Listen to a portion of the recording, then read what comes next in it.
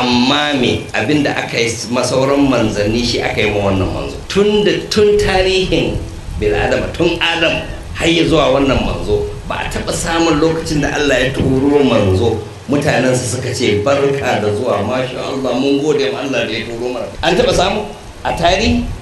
a karanta tarihi ka gani karanta alkurani ga tarihin annabawa wani annabi ne ya zo mutanensa suka ce masa barka da zuwa kullama arsalna ila ummatin rasulan kazzabu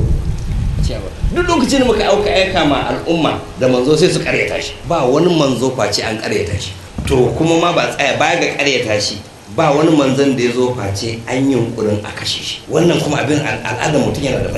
yana da ban mamaki wannan manzo to sai ka ce wai me yasa mutane ne suke irin wannan dabi'a hasada irin hasadan nan da iblis ya yi ma Adam Allah ya tsine masa albarka